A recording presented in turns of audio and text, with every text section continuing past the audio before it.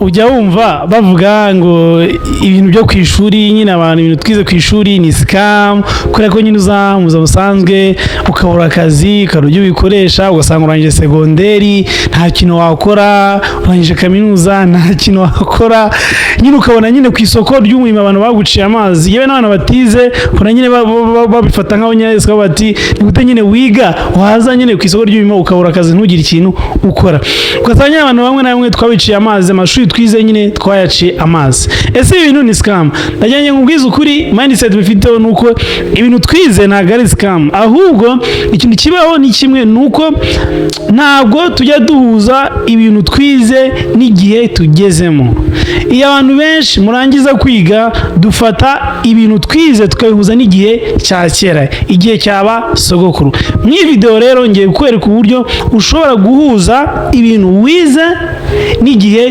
tugezemo n'igihe nicyo tugiye kuganiraho n'igihe cy'ikorana buhanga ntabwo ibintu wize ari scam ahubwo nuko utaramenya kubihuza n'igihe tugezemo iyi video rero ndizera ko iza kuza kugufasha ubundi ikintu kijya gikunda kubaho kinatugora ni uguhuza igihe tugezemo n'ibintu twize akenshi habaho icyo twita generation conflict igihe cyacu cy'ababyeyi bacu batubyara na ba sekuru bacu batubyara iyo wajyaga kwiga wabaga wizeye ko nuva ku ishuri uza kuza kwita kugira ute uzahita ko ubona akazi ukirangiza segonderi wasanga hari ibigo biri hariya bitako biguteganyiriza kugira ute kujya gukorayo so cyangwa uzajya kujya gukora muri leta nyine kubera iki factor ya mbere icyo gihe abantu bari bakeya bize ikindi cya kabiri abantu benshi bari bakenewe mu mirimo niba abantu bize ari bakeya imirimo ihari myinshi ikeneye gukorwa birumvikana ko nyine kwiga byabaga bitako bigugarantinga kujya kugira ute kujya muri office icyo gihe cy'ababyeyi bacu basokuru bacu icyo gihe kwiga byahuzwaga no kutakugenda kubona akazi muri office icyo cyari cyo gihe cyabo rero kwera ababyeyi bacu batugeraho influence sometime bibwira ko icyo gihe bari barimo ari cyo gihe natwe turimo cyangwa se gishoboka bivuze ikirere bivuze ko ibintu bigaga kera nimba bigaga biology bigaga chimie bakiga ubuganga bakiga imibare bakiga administration ibyo bintu byose na n'ubu ibyo bintu nibyo natwe twiga ariko kubihuza n'igihe bo babihuzaga n'igihe cyabo cyo kujya gukora mu office ariko ubu ngubu twe biratandukanye abize babaye benshi hajeho ikoranabuhanga rishobora gukora ibintu natwe abantu basoguru bacu bakoraga uyu munsi bikaba bitagira ute bitashoboka ko nyine abantu bose bize bajya kugira ute gushaka kubona ako kazi uyu munsi haje ikoranabuhanga ibintu byinshi bikorwa n'ikoranabuhanga bivuze iki igihe cy'abasekuru bacu igihe cy'ababyeyi bacu batubyara cyarahindutse si uvuga ko ibintu twize cyangwa se ibintu bigaga icyo gihe ariko uyu munsi turi kwiga ubuganga n'ibindi ari scam ahubwo ni igihe gihinduka rero ibyo bintu wize cyane nshaka kukubwira wibifata nka scam uyu munsi dukeneye kumenya amateka ibyo ngibyo tubiho clear uyu munsi biology irakenewe kuko abaganga bagomba kubaho uyu munsi ibintu by'amategeko birakenewe uyu munsi nta kintu wize mu ishuri kidakenewe hano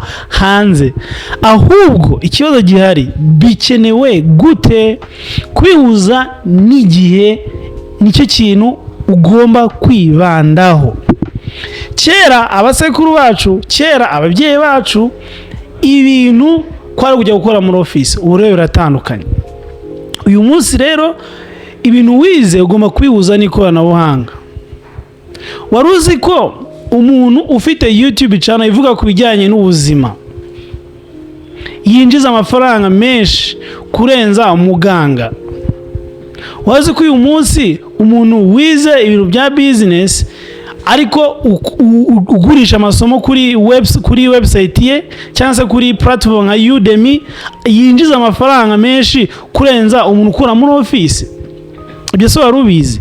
Wari uzi ko umuntu ufite website ye y'ikinyamakuru wandika inkuru akaba abona amafaranga biciye muri Google AdSense, wari uzi ko abona amafaranga kurenza umunyamakuru kuri radio cyangwa kuri televiziyo? Wari uzi ko umuntu umubloga ku bijyanye n'ibintu bya politiki ashobora kwinjiza amafaranga menshi kurenza umuntu ukora muri na meya cyangwa undi muntu ukora muri politiki runaka? So bivuze iki rero? Ibintu twiza bifite value, kubihuza n'igihe rero nicyo kintu urimo urasabwa. Niba warize biology, warize chimie, shaka uburyo utangira kubigurisha he kuri internet. Shaka uburyo utangira kuza kubishyira he kuri internet, nicyo gihe tugezemo. Shaka uburyo utangira guhimba utuzi kuri internet. Uyu munsi byaroroshye, ntabwo bisaba igishoro cya danje. Ushobora guhera kuri social media, ibintu byawe bishyira kuri social media. Ushobora gushyira kuri Facebook, kuri Instagram, kuri YouTube. Uyu munsi ushobora kuba ibyo bintu uzi, ushobora gushaka akazi ugakorera umuntu uri Burayi uciye kuri platform nka freelancer.com, upwork.com, ukawagira ute wabona amafaranga. Bivuze iki rero? Bivuze ko ibyo wize ari scam, ahubwo nuko ibyo wize wowe ushaka kubihuza n'igihe cyashize, igihe cyabasokuruza, igihe cyaho wasanga hari umuntu umwe wize mu murenge kandi no mwese mwarize. None ikiri none hanaje na AI. Ubu none ibintu bari abasoko bakoraga ngo kwandika ngo wenda ngo contrat ubu ngubu AI itakubigukorera ngo secretary ngarandika ngaraza gusoma ngiretere ngatanga raporo. No way, ubu ngubu AI irabikora. Hago ubu ngubu ikintu kigezweho ni gute ubwo bumenyi ufite wabugurisha kuri internet, ni gute ubumenyi wa uraveraging kuri internet.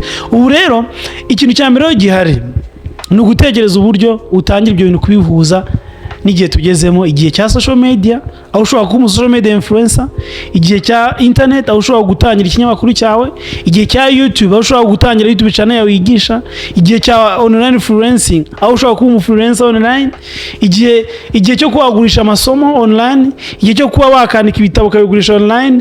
Ibyo bintu byose birakenewe. Noneho guess what? Nuko uyu munsi isoko ntago rikiri aba muri quartier wanyu. Ubu ngubu isoko riri ni isi yose. Ngewe uyu munsi mfite abakiriya bari muri Amerika tutanaziranye. Ngewe uyu munsi mfite abantu bakira website bari Burayi tutanaziranye. Kubera iki? Kubera ikorana ubuhanga. Uyu munsi ino video ndi kuvuga ngo wenda umuntu uri Burundi uza kuza kubibona nazi, uwo n'umukiriya wanje. Uyu munsi umuntu uri muri Zambia bumva ikinyarwanda, uwo n'umukiriya wanje. Arama views YouTube inyishure. Kubera iki? Turimo turagerageza guhuza ibyo twize tunabihuze n'igihe tugeze. Mutibwira ko ngira kubibabwira ndi dam. Nge nize mu kigo cyiza, nize muri officiel group officiel de murayize, nize muri UR, nge mfite masters muri business administration. Ibyo mbabwira ntabwo ndi kubabwira nk'umuntu utaharize, ndi kubabwira nk'umuntu nyine wize. Niba warize rero, shaka uburyo ibintu wize ubibyazamo umusaruro. Nyandikira muri comment umbwira ati ngiye nize iki kintu, mbwira uburyo nagihuza n'igihe tugezemo, ndadako mbikubwira.